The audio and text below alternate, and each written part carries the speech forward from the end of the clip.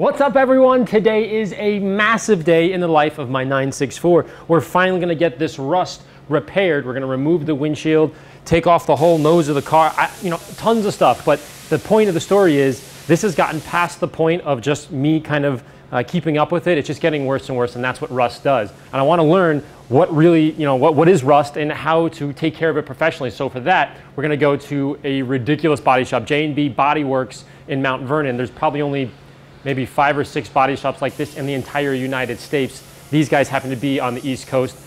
You just wait until you see the hardware there. These guys are incredible. Anyways, we're gonna drive down there, and naturally, this weekend it snowed 12 inches, so it's pretty snowy outside, and more importantly, it's -2 degrees, and this has no heat. So we're gonna have a lot of fun. As you can tell, I am bursting with excitement because I've waited a long, long time, and so by spring, the car is going to be rust-free. Can't wait. That and a lot more coming up on this episode of Drive and Protect. All the way in so that they sit on top. Touch up paint on. Can hear it.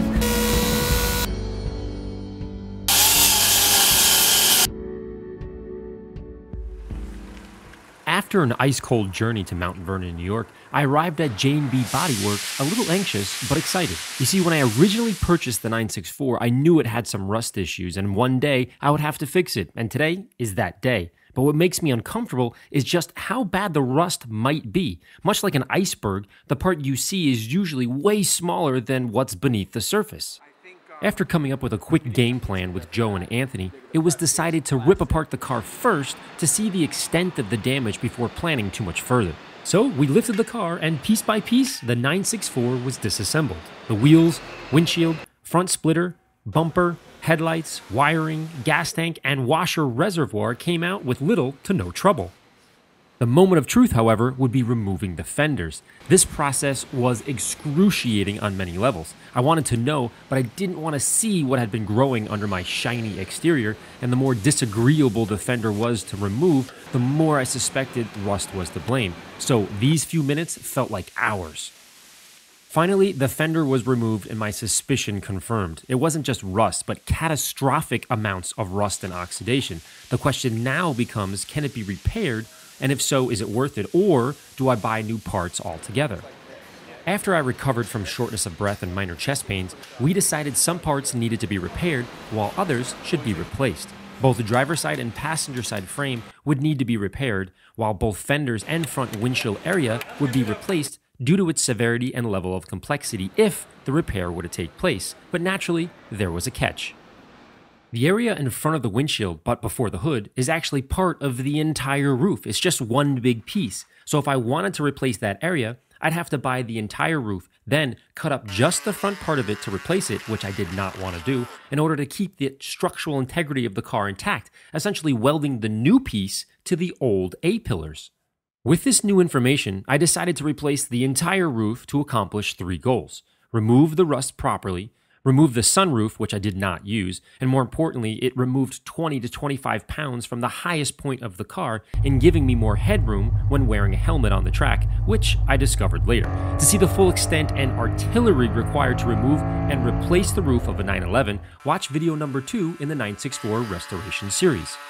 Put yourself in my shoes. I wanted to do the repair properly and only once, so I decided to replace the entire roof to avoid welding the A-pillars, which could be a weak spot, especially driving on the track.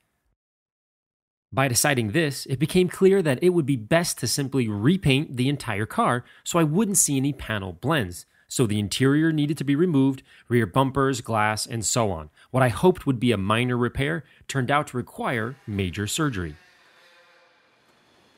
With the front of the 964 almost completely stripped, Lewis assesses the full extent of the damage by sanding the rust with a wire brush grinder. This will scrape away the flaky surface and uncover the true depth of the rust penetration through the metal. This is a wildly painful process to witness on your own car. Next, Lewis uses a smaller 3-inch sander to clean up the tight spots before a clear picture of the level of oxidation was revealed. Now notice the holes in the metal slowly eaten away over the years by rust. Now, much the same idea as detailing in that you can't compound and polish paint that isn't there. In this case, you can't repair metal that doesn't exist. You need to cut out the remaining damage and simply replace it. Much the same as a dentist fixing a cavity, you get the idea. The severity of the damage was similar on both the driver's side and the passenger side front fenders. The gap between the hood and the fenders and where the windshield sits on the frame are notorious for rust damage due to leaky rubber seals, and my car was no exception. Something that we see very commonly in 911s prior to the 996 body is a dry rot of seals. When these seals dry rot, that allows water to seep into areas that have bare metal. Once that then comes in contact with oxygen, it starts to corrode. This can manifest in either surface rust or it can start to break through, like in your car, and eat out pieces of the metal. Once that happens, our best bet is to cut out the pieces that have been covered in holes, fab in a new piece, weld it in, then we can sand off areas that have light surface rust, prime, paint, and we're ready to go. A few days earlier, Lewis cut out a 6-inch piece of sheet metal and began measuring the rusted area he planned to remove so that his new piece of metal would fit properly. Next, he places a piece of tape at the point where the metal needs to bend at a 45-degree angle, then places a metal bar over that strip, locks it down to the table with vice grips, and gently hammers the leading edge to match that of the 964's frame. Now the next bend is measured, fastened down, and hammered once again into shape. After a few more measurements, the third angle is hammered, and the replacement part is taking shape. Disassembling any car has its challenges for sure, but watching someone fabricate anything, but in this case, an intricate piece of my frame, was absolutely fascinating to watch. While filming this particular scene, there was a noticeable drop in conversation or banter between Lewis and I think it was because of his concentration and his focus increased. He was measuring and hammering and measuring and hammering so much more than what is actually in this part of the film, and it gave me just an insane amount of appreciation, or at least a very different perspective on the individual artistry involved with these types of repair. Up until this point, I had never personally witnessed this level of craftsmanship, and it was pretty cool to stand there and watch this whole process. For the new piece to have an exact fit, the rotten metal would need to be removed with a metal saw, leaving behind a gaping hole after a bit of persuasion from a hammer and chisel. Then, after some quick cleanup and sanding of edges, the cavity is ready to receive its filling. With all the measurements, sanding, and metal shaping, the once flat piece of sheet metal now looks exactly as the original frame.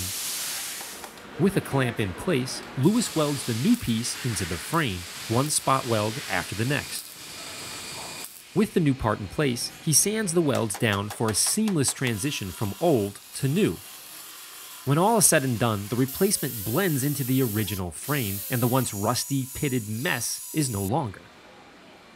Now, as for the original fenders, looking at their condition after the cleanup, it seemed crazy to repair them when they could easily be replaced with original equipment. Now, if you notice, this particular area on the fender has completely disintegrated, but for a reason I never expected.